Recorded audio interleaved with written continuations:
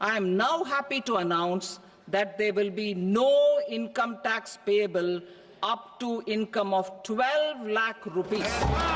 वैसे तो हर साल इस समय में इनकम टैक्स की चर्चा होती है, क्योंकि बजट पेश किया जा चुका होता है, लोग उसकी बारीकियां देख रहे होती हैं। लेकिन इस बार इनकम टैक्स की चर्चा कुछ ज़्यादा ही हो रही है। अब क्यों? क्योंकि सरकार ने इनकम टैक्स का नया बिल लाने का ऐलान किया है। अब यह नया बिल वित्त मंत्री ने पेश भी कर दिया है। तो जब भी इनकम टैक्स की बात आती है ना, तो लोग एक तरह के लोग वो होते हैं जो उसमें खोजते हैं कि कहीं कुछ ऐसी चीज़ें हैं क्या कि जिससे 2 पैसे का हमारा टैक्स बच जाए, टैक्स की देनदारी कम हो जाए, और इसकी खोज में लगे रहते हैं। और एक दूसरा ग्रुप ये होता है जो देखता है कि कहीं ऐसा तो नहीं कि टैक्स की देनदारी हमारी बढ़ जाएगी, कहीं कोई नया टैक्स तो नहीं लगा रहे हैं, कहीं कोई टैक्स की दरें तो नहीं बढ़ा रहे हैं। तो जब ये नए इनकम टैक्स बिल आने की बात आई ना, तो इन दोनों तरह के लोग काफ़ी ज़्यादा एक्टिव हो गए और लेंस लगा लगा के देख रहे हैं उस बिल में कि आखिर कहाँ है, कहाँ से हमें फ़ायदा मिल रहा है, तो कोई अपने नुकसान के डर से देख रहा है कहीं कोई नुकसान तो नहीं हो रहा है। तो आज हम आपको यही बताने वाले हैं कि इस नए बिल से आपको फ़ायदा होगा कि नुकसान होगा, टैक्स की देनदारी कम होगी कि टैक्स की देनदारी ज़्यादा होगी, ये सारी बातें आपको बताऊंगा। लेकिन सबसे पहले बता दूं कि ये जो नया बिल है ना, ये आपके लिए बड़े काम की है। अब कैसे काम की आपको बताता हूँ कि जब भी इनकम टैक्स रिटर्न फाइल करने का समय होता है तो आप क्या करते हैं? पहले खुद दिमाग लगाते हैं, माथापच्ची करते हैं, फॉर्म तलाशते हैं, कौन सा फॉर्म भरना है, किस कॉलम में क्या भरना है, हमारे टैक्स को कैसे कम किया जाए। अब फिर आधे समय जब बर्बाद हो जाता है, जब कुछ समझ में नहीं आता है, तो आप फिर फ़ोन लगाते हैं किसी अपने जानने वाले को कि भैया किसी टैक्स एक्सपर्ट का नंबर दे दो। टैक्स कंसल्टेंट से बात करते हैं, कोई 5,000 देता है, कोई 10,000 रुपये देता है कि चलो समझा दो, मेरा रिटर्न फाइल कर दो।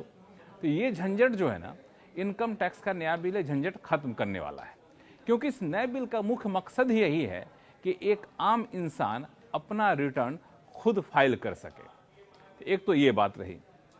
दूसरी बात कि इनकम टैक्स बिल एक्ट जो पुराना है 1961 का, वो करीब 64 साल का हो गया है, या फिर कहें कि सीनियर सिटीजन हो चुका है। तो उस बिल को अगर आप पढ़ेंगे ना, तो मैं 99% गारंटी देता हूं कि आम इंसान को बिल समझ में आएगा नहीं, एक्ट समझ में नहीं आएगा कि आखिर कानून कहता क्या है। और चूंकि पॉकेट से पैसा जा रहा होता है टैक्स चुकाने के लिए, तो बड़ी मुश्किल होती है कि भाई समझ ही नहीं आ रहा है कानून क्या है। एक लाइन आपने पढ़ लिया तो आगे किंतु लग जाएगा, किंतु को समझ लिया तो आगे परंतु लग जाएगा। तब समझिए कोई ये कहे कि आपकी बीवी के भाई के पिताजी की बेटी आई थी आपसे मिलने, ये कहता था पुराना कानून। नया कानून क्या कहेगा कि आपकी बीवी की बहन आई थी मिलने। बस यही दोनों में अंतर है, नए कानून और पुराने कानून। मोटे तौर पे ये समझ लीजिए। अब इस कानून को कह सकते हैं कि बहुत ही आसान शब्दों में लिखा गया है। आसान शब्दों में लिखते हुए इसके अलग अलग क्लॉज, सब सेक्शन, इन सब को हटा दिया गया है। एक आंकड़ा मैंने देखा, इसके मुताबिक अलग अलग पहले पुराने कानून में 47 चैप्टर होते थे। अब उस 47 चैप्टर की जगह सिर्फ और सिर्फ 23 चैप्टर यहाँ पे रखे गए हैं। इसी तरीके से कुल मिला के 819 सेक्शन होते थे पुराने कानून में। अब 819 सेक्शन समझिए कितना मोटा एक्ट का की किताब होती होगी। अब 819 सेक्शन को घटा करके सिर्फ 516 सेक्शन कर दिए गए हैं। इतना ही नहीं, करीब 5 लाख से ज़्यादा, 5,12,000 शब्द थे पूरे। अगर काउंट करेंगे ना टोटल वर्ड काउंट, तो 5,12,000 शब्द थे पुराने कानून में। अब उसे घटा करके सिर्फ और सिर्फ 2.5 लाख कर दिया गया है। तो इस सब का मकसद ये है कि इनकम टैक्स के कानून को ज़्यादा आसान बनाया जाए। और एक और बड़ी बात क्या की गई है कि जब भी आप किसी को प्रेजेंटेशन देने जाते हैं तो क्या करते हैं, एक पीपीटी बनाते हैं, एक टेबल बनाते हैं, ताकि आसान भाषा में चीज़ों को समझ लिया जाए। पुराने कानून में क्या था कि पीपीटी, टेबल जैसी चीज़ें बहुत कम होती थी। बिल्कुल लाइन बाय लाइन लिखा हुआ है, ऐसे ऐसे शब्द लिखे हुए हैं कि बिल्कुल इस शब्द को खोजने के लिए दूसरे एक्ट पे जाइए, उस सेक्शन को खोजने के लिए किसी तीसरे सेक्शन पे जाइए।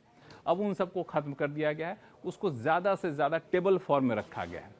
ऐसे कुल 57 टेबल रखे गए हैं, जिससे आप आसानी से समझ सकते हैं कि आपका इनकम टैक्स किस आमदनी वाले में है तो कितना कटेगा, किस हिस्से में कितनी छूट मिलेगी, किस मुद्दे पर कितना टीडीएस कटेगा। तो ये सारी बातें यहाँ पे आपको समझाई गई है, तो टेबल के फॉर्म में यहाँ पे रखा गया है।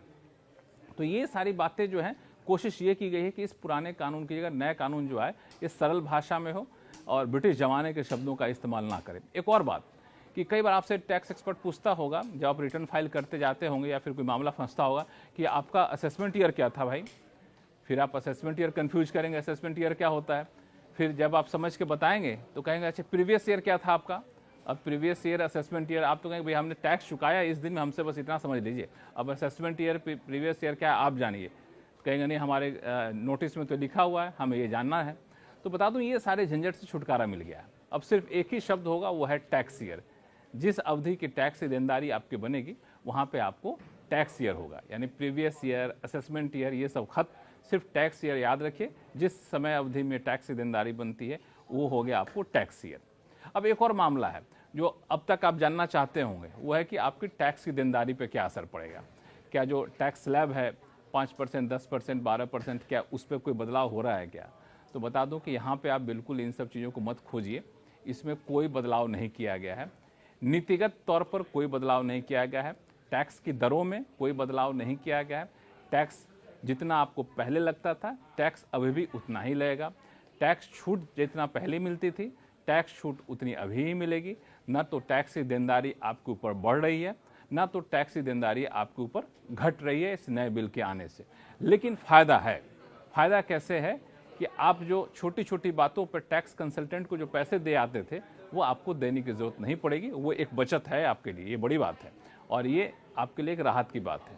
और कई बार ये होता था कानून में ना कि कानून कुछ कहता है, ट्रिब्यूनल का फैसला कुछ और कहता है, कोर्ट कुछ और कहता है, किसकी बात माने।